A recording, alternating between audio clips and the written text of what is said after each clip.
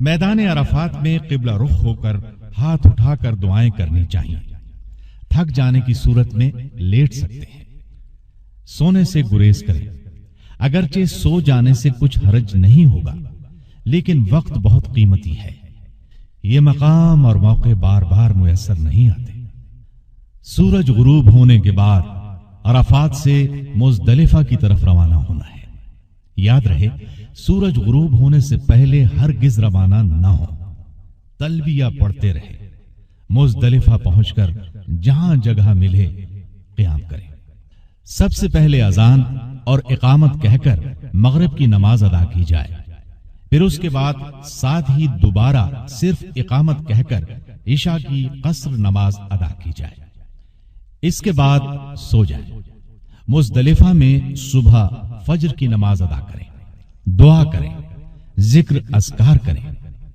फिर जब सुबह खूब रोशन हो जाए तो सूरज निकलने से पहले पहले वहां से रवाना हो जाए। अलबत्ता औरतें और बच्चे हुजूम की वजह से आधी रात के वक्त रवाना हो जाएं तो उनके लिए जायज है। कमजोर, बूढ़े और बीमार भी इस सहूलत से फायदा उठा सकते हैं। 10 जुल्हज को हाजी के जिम्मे 4 आमाल होते हैं। जमरा कुबरा को कंकरियां मारना, कारिन और मुतमत्ते का कुर्बानी करना, सर के बाल मुंडवाना या कटवाना और बैतुल्लाह का तवाफ करना। जमरात को जो कंकरियां मारी जाती हैं वो मुज़दलिफा से उठाना जरूरी नहीं, जहां से चाहें उठा लें। अलबत्ता जमरात को मारी हुई कंकरियां न उठाएं। कंकरियां चने से कदरे बड़ी हों। मुज़दलिफा के इस मैदान में एक पहाड़ी है। इसका नाम मशअरुल हराम है। इस पर पहुंचे तो क़िबला रुख होकर जिक्र और दुआ में मशगूल हो जाएं। एक मकाम वादी मुहस्सिर है। ये मुज़दलिफा से मिना जाते हुए रास्ते में आती है। इस मकाम से तेजी से गुजरना जरूरी है।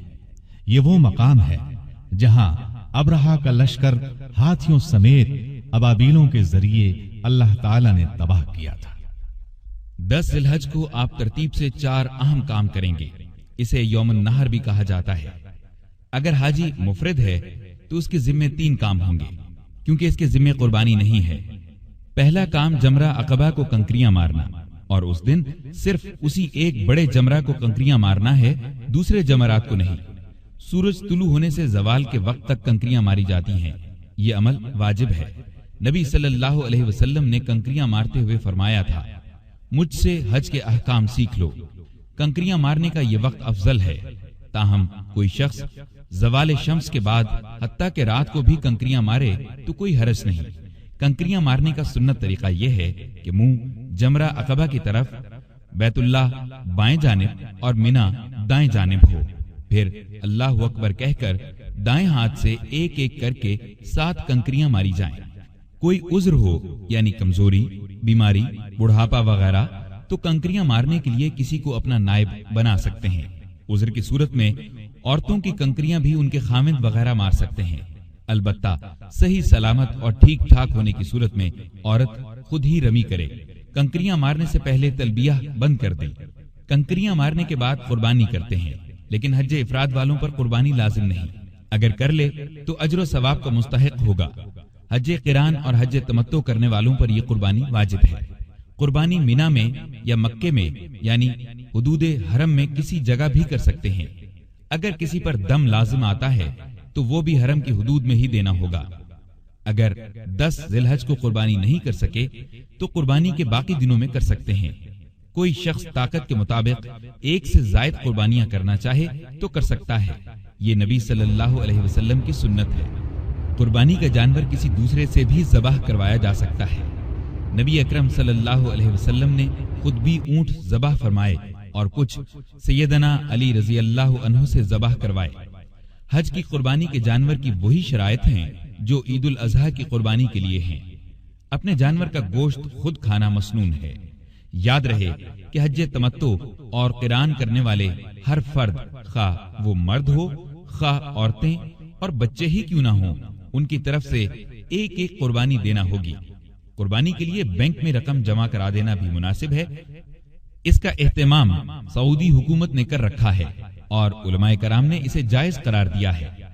قربانی کے بعد آپ بال منڈوائیں گے، منڈوانے کے بجائے کتروانا چاہیں تو یہ بھی درست ہے۔ رسول اللہ صلی اللہ علیہ وسلم نے منڈوانے والوں کے لیے 3 مرتبہ رحمت کی دعا فرمائی ہے، جبکہ کاٹنے والوں کے لیے 1 مرتبہ، یعنی کٹوانے سے منڈوانا افضل ہے۔ عورت اپنے بالوں کے اخیر سے چند پوروں کے برابر ہی بال کاٹے گی۔ قربانی کرنے اور حجامت کروانے کے بعد احرام اتار دیں۔ اب احرام کی تمام پابندیاں ختم ہو گئیں، لیکن بیوی کے قریب اب بھی جانا منع ہے۔ 10 ذی الحج کا آخری کام طواف زیارت ہے۔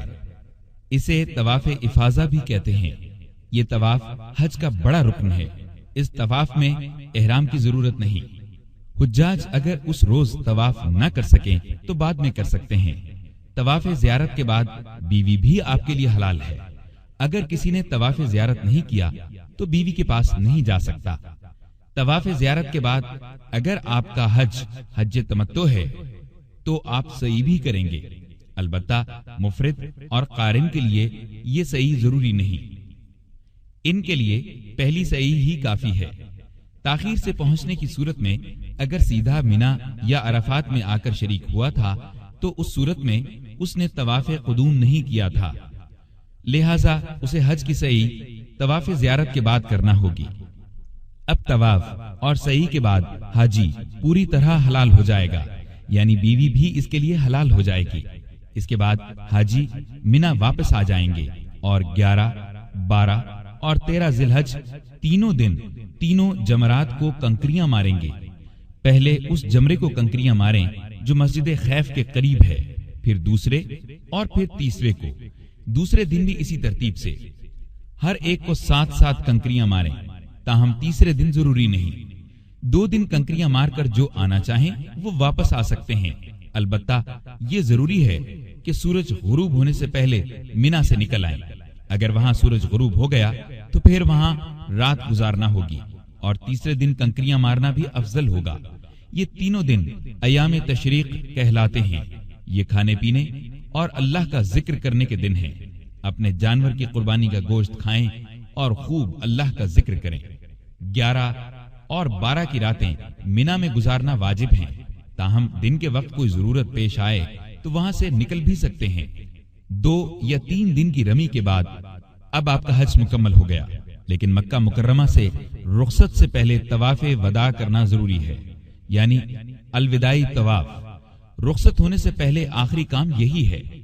البتہ جو عورت حائضہ ہو اس کے لیے طواف وداع ضروری نہیں، بشرطے کہ وہ طواف زیارت کر چکی ہو۔ اب آپ حج سے فارغ ہیں۔